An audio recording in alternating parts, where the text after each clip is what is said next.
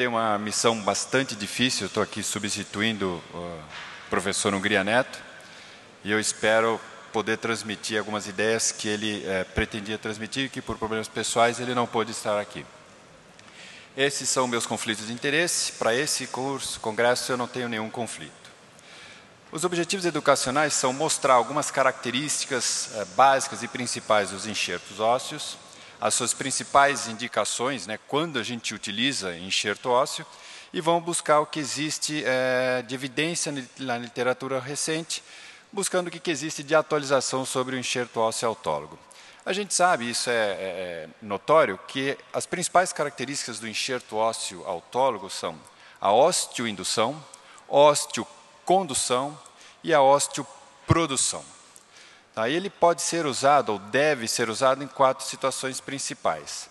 Naquelas falhas ósseas onde foi utilizada a estabilidade absoluta, nos defeitos ósseos, tanto metafisários quanto defeitos ósseos corticais, nas pseudoartroses mal vascularizadas, onde existe um problema de aporte biológico, e nos casos de infecções.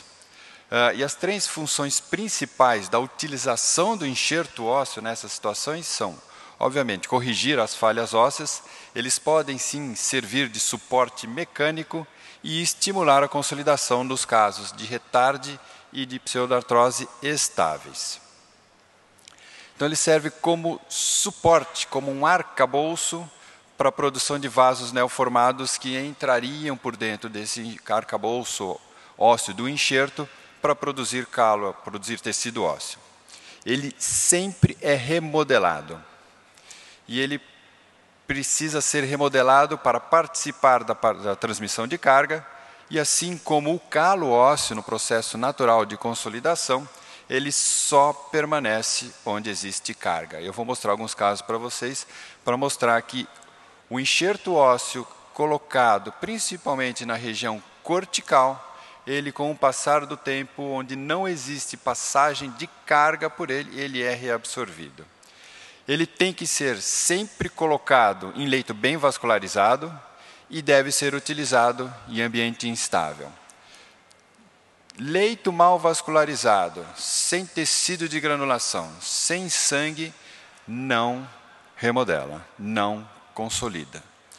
Em local instável, a movimentação faz com que esse enxerto ele seja reabsorvido, e aí você perde a vantagem do enxerto ósseo. Ele, como efeito mecânico, aqui tem um segmento pequeno de osso cortical fixado por esse parafuso assinalado na esfera redonda. Ele vai sendo consolidado e ele é remodelado, reabsorvido, porque ali não passa carga. E vocês podem comparar com o comprimento do parafuso que sobra além da cortical óssea. Então, para corrigir falhas, a gente usando na estabilidade absoluta, ele preenche defeitos na cortical. Na cortical pósita faz a compressão, eventualmente fragmenta a cortical pósita que você não tinha reparado, ou durante a cirurgia, ou pré-operatório, e aí, se você deixa essa situação, a chance de falha é muito grande. Uma alternativa é você aportar enxerto ósseo autólogo. Aí você coloca na cortical pósita para proteger essa cortical na tentativa de formar um calo ósseo mais rápido e abundante, para tentar, na tentativa de proteger a osteossíntese. A gente usa muito hoje em dia, mais do que na estabilidade absoluta, principalmente nas regiões diafisárias, isso não é mais a rotina, mas sim nas fraturas articulares, onde existe um grande afundamento metafisário, principalmente na região do planalto, mas também a gente usa também bastante na região do pilão.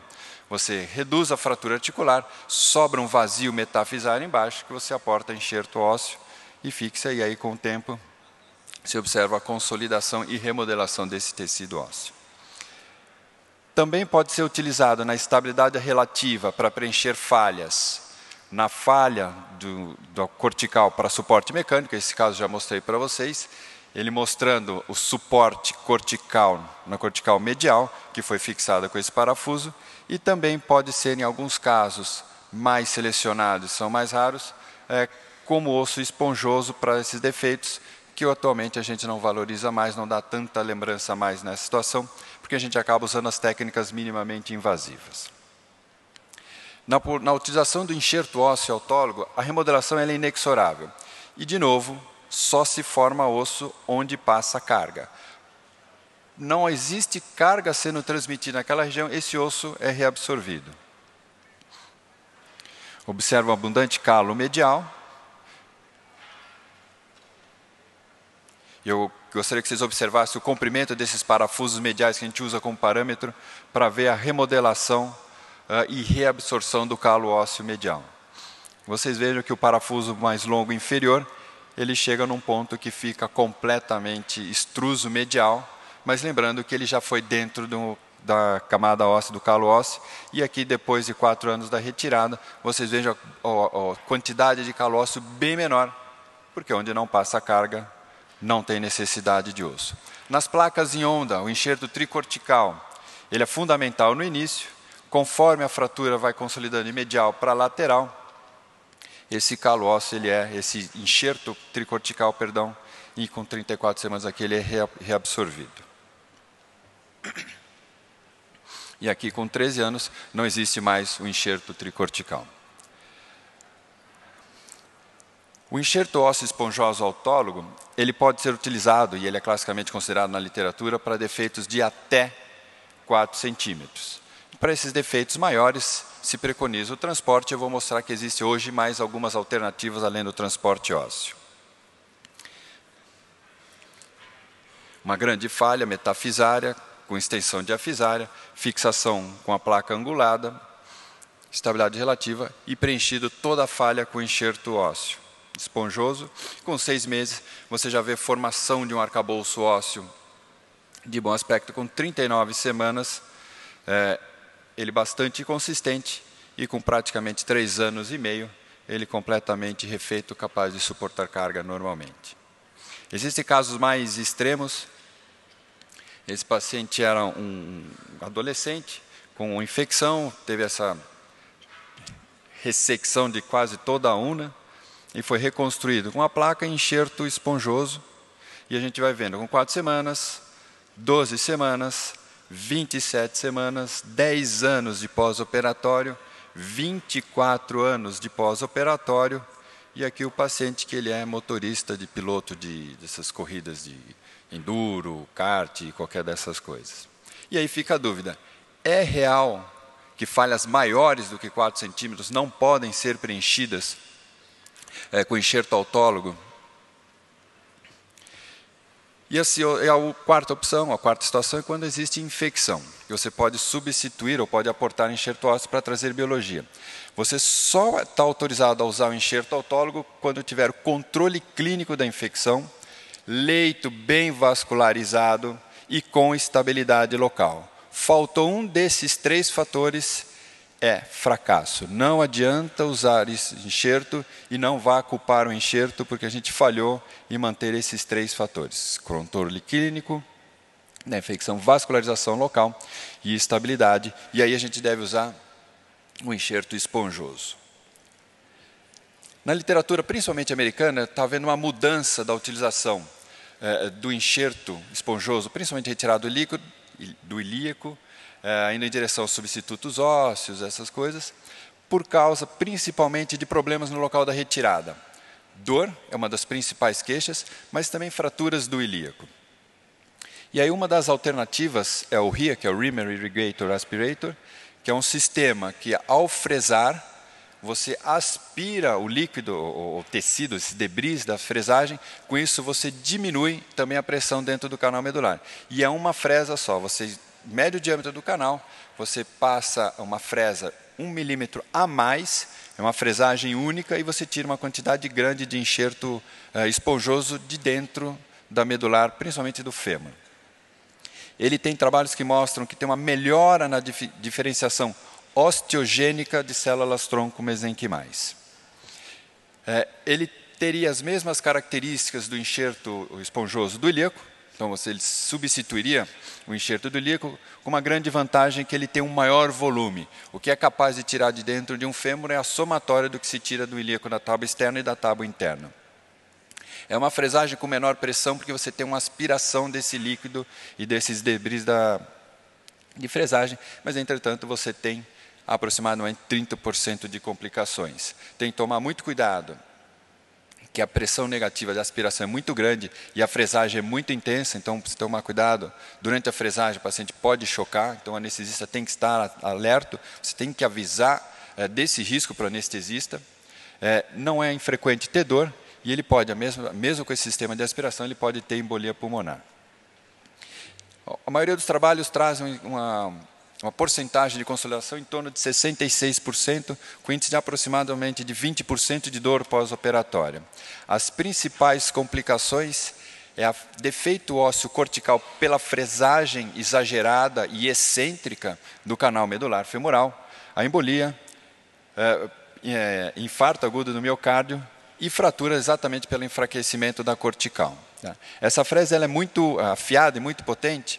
Eu já tive uma situação em que a fresa furou a cortical e levou o fio guia junto, e aí eu fresei uma bela quantidade de partes moles. Então tem que ter atenção, rigor e controle com escopia o tempo todo. Muitos trabalhos falam da parte óssea do RIA, que ele é igual o enxerto do ilíaco, ele é bastante eficiente nesse aspecto. Mas o resíduo líquido, que na grande maioria das vezes ele é desprezado no sistema de aspiração, ele é rico em proteínas que facilitam a consolidação. Então esse líquido, seria interessante que você pudesse guardá-lo, filtrá-lo, para utilizar também como grande mediador no processo de consolidação. Essa foi a única revisão sistemática, já razoavelmente antiga, de 2011, sobre o sistema RIA, que ele é uma boa fonte de de enxerto ósseo esponjoso, com bastante células mesenquimais. Eles trazem bons resultados de consolidação, tem possivelmente um efeito positivo no tratamento da osteomielite, relativamente seguro, eu ponho com bastante cautela, relativamente seguro, e tem uma baixa taxa de morbidade. Uma outra forma de tratar essas falhas, e principalmente as grandes falhas ósseas, é a técnica na membrana biológica descrita por Masquelet. Esse é um trabalho do próprio Masquelet, tentando organizar e padronizar a utilização dessa técnica, que ela virou uma pandemia. Ele mostra que isso deve ser utilizado em casos, ele recomenda que não seja utilizado em casos de infecção, que os grandes problemas na literatura são casos mal indicados de infecção óssea, não é feito para isso, pode ser utilizado, mas não é a indicação primária. Essa ideia que o cimento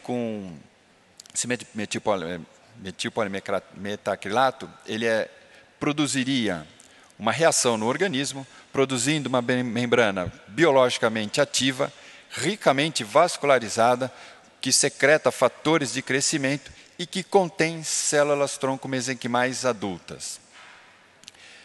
Numa revisão sistemática de 2016, foram possíveis, esse trabalho usou 10 estudos, só 140 pacientes. Existe muita coisa descrita, mas sem nenhuma padronização na literatura, com índice altíssimo de consolidação de 90%, lembrando que o RIA era em torno de 66%, que a principal complicação é a infecção, ou utilizado na infecção, e quando existe infecção, esses são os casos que trazem maiores problemas. Então, a técnica de Masquelet, quando ela é bem indicada em situações sem infecção, ele traz resultados bastante consistentes e muito bons. Quando se utiliza para infecção, obviamente a taxa de sucesso cai bastante, mas ele também pode ser utilizado. E, obviamente, esse estudo conclui que a gente precisa de melhores estudos para poder concluir alguma coisa mais efetiva. Aqui trazer só um caso para mostrar. Paciente polifraturado grave, ele teve toda essa perda óssea na emergência, uma fratura exposta grave, foi fixado externo, vocês viram uma falha segmentar metafisária importante, com uma fratura articular no fêmur distal razoavelmente simples. Foi feito fixador externo e na conversão, feita via de acesso, desbridamento, colocação de cimento ósseo. Aí foi a minha primeira experiência com cimento ósseo, ficou um pouco grande demais, eu tive até que dar uma plainada na face lateral para caber uma osteossíntese interna com placa. Aqui o aspecto radiográfico imediato da colocação do cimento ósseo. Com 6 semanas, volta para o centro cirúrgico. Você abre essa membrana que forma ao redor com bastante cuidado, Você faz uma incisão linear, né? Ela abre com cuidado, retira o cimento ósseo. E aí, nessa situação, eu utilizei o RIA no fêmur contralateral, obtive isso de enxerto ósseo, preenche essa falha e você cuidadosamente fecha a membrana que se formou por cima desse enxerto ósseo. E aí você põe a osteossíntese, pode ser tanto intramedular ou extramedular, que foi a opção, por fora desse tubo da membrana com enxerto ósseo. E esse é o aspecto radiográfico pós-operatório. E, infelizmente, por todo o esforço que eu tive, eu não consegui achar esse paciente para ver o que aconteceu com ele. Se isso realmente foi efetivo, mas pelo aspecto pós-operatório imediato, a impressão que dá que isso pode trazer grandes resultados. Então, em resumo, o enxerto ósseo, ele estimula a consolidação quando a falha osso esponjoso, ele tem uma integração mais rápida para regiões metafisárias e cortical para as falhas mais diafisárias, ele tem uma função mecânica, uma integração mais lenta. Ele só permanece onde passa carga, onde não passa carga, ele é reabsorvido. Então não adianta colocar enxerto em abundância se esse local não for passar carga em todo esse conteúdo. E algumas condições sine qua non para que o enxerto seja efetivo.